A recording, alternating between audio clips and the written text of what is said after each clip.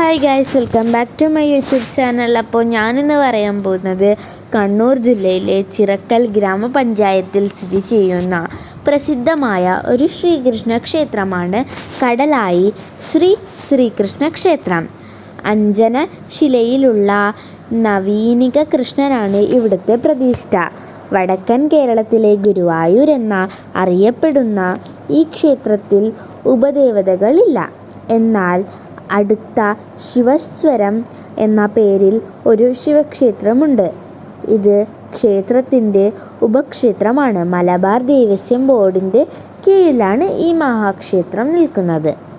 പിന്നെ ഈ ക്ഷേത്രത്തിൻ്റെ ഐതിഹ്യം എന്ന് പറയുന്നത് കോലസ്വരൂപം എന്ന രാജവംശത്തിൻ്റെ ആസ്ഥാനമായിരുന്ന കണ്ണൂരിലെ കടലായി വളഭൻ എന്ന രാജാവ് കടലായി കോട്ട പണിയിപ്പിച്ചു. ഇതിൻ്റെ പേര് ശിവസ്വരം എന്ന കോട്ട എന്നാണ്.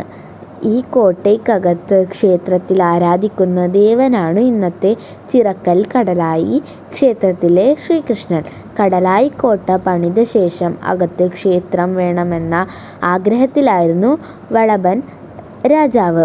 ഒരിക്കൽ തമ്പുരാൻ കടൽ തീരത്ത് ഇരിക്കുമ്പോൾ ഒരു കരയ്ക്കടുപ്പിച്ച് ഒരു മരത്തൂൺ കാണാനിടയായി. ഒരു ശ്രീകൃഷ്ണ വിഗ്രഹം തൂണിൽ കെട്ടിയിരുന്നു.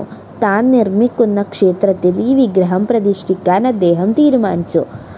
ആദ്യം ഉദ്ധവരും പിന്നീട് രുക്മിണിയും സത്യഭാമയും പൂജിച്ച വിഗ്രഹമായിരുന്നു അത്. പക്ഷേ വിഗ്രഹം കാലക്രമേണ അത് ചിറക്കൽ രാജാവിൻ്റെ കൈവശത്തെത്തി. വളർപട്ടണം കോട്ട നിർമ്മിച്ചു വളഭാണു രാജാവ്. ശിവസ്വരം കോട്ടയുടെ അവശിഷ്ടങ്ങൾ ഇന്നും കാണാം. വളഭൻ കടലിൻ്റെ നിന്നും ലഭിച്ച ഈ വിഗ്രഹം കണ്ണൂരിൻ അല്പം തെക്ക് കടലായി എന്ന സ്ഥലത്ത് ഇപ്പോൾ പണിത് അവിടെ പ്രതിഷ്ഠിച്ചു.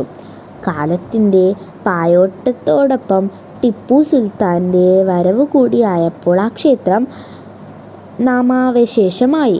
ടിപ്പുവിൻ്റെ പടയോട്ടത്തിൽ ഭയങ്കര ഈ ക്ഷേത്രം ശാന്തിക്കാരനും വാരിയരും വിഗ്രഹം ഇളക്കിയെടുത്ത് വാരിയത്തെ കിണറിൽ സൂക്ഷിക്കുകയായിരുന്നു എന്നാണ് ഐതിഹ്യം പറയുന്നത്.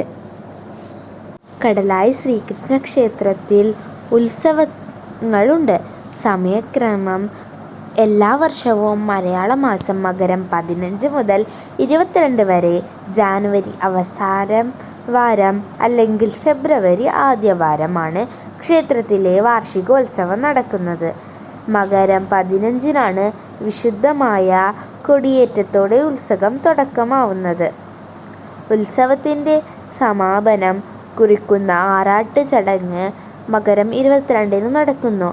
പിന്നെ പ്രധാന ചടങ്ങുകൾ ലക്ഷദീപം സമർപ്പണം, സഹസ്രദീപം, പഞ്ചവാദ്യം തുടങ്ങിയ ഉത്സവകാലത്തെ പ്രധാന ആകർഷണങ്ങളാണ്. ആദ്യത്തെ 2 ദിവസങ്ങളിൽ ക്ഷേത്രാങ്കണത്തിൽ പ്രമുഖ കലാകാരന്മാരുടെ പങ്കെടുക്ക് കഥകളി അരങ്ങേറുന്നു. ചാക്യാർകൂത്ത്, ഓട്ടംതുള്ളൽ എന്നീ ക്ഷേത്രകലകൾ ഉത്സവത്തിൻ്റെ എല്ലാ ദിവസങ്ങളിലും അവതരിപ്പിക്കാറുണ്ട്. 5-ാം ദിവസം വർണ്ണമായ ആന എഴുന്നള്ളുന്നതും നടക്കും. ഭക്തർക്കായി എല്ലാ ദിവസവും അന്നദാനം ഇവിടെ ലഭിക്കുന്നതാണ്. രാവിലെ 5 മണിക്ക് നട തുറക്കും. 6 മണിക്ക് ഗണപതി ഹോമം, 7 മണിക്ക് ഉഷപൂജ, 8 മണിക്ക് ശ്രീവേലി, പിന്നെ വൈകുന്നേരം ദീപാരാധന, അത്താഴപൂജ, പിന്നെ രാത്രിയും ശ്രീവേലി. അപ്പോൾ അതൊക്കെയാണ് ഇവിടുത്തെ പൂജാ സമയങ്ങൾ. ഉച്ചയ്ക്ക് 1 മണി തൊട്ട് 5 മണി വരെയാണ് ക്ഷേത്രം തുറന്നിരിക്കുന്നത്. അപ്പോൾ ഞാൻ ഇനിയൊരു നല്ല വീഡിയോ ആയിട്ട് ഇനിയും വരുന്നതായിരിക്കും. അപ്പോൾ എല്ലാവരും ഈ ശ്രീകൃഷ്ണ ക്ഷേത്രത്തിലോട്ട് വന്നിട്ടൊന്ന് എല്ലാവരും ഒന്ന് സന്ദർശിക്കാം. അപ്പോൾ ഇനിയൊരു നല്ല വീഡിയോ ആയിട്ട് ഞാൻ ഇന്നും വരുന്നതായിരിക്കും. അപ്പോൾ ഓക്കെ, ബൈ.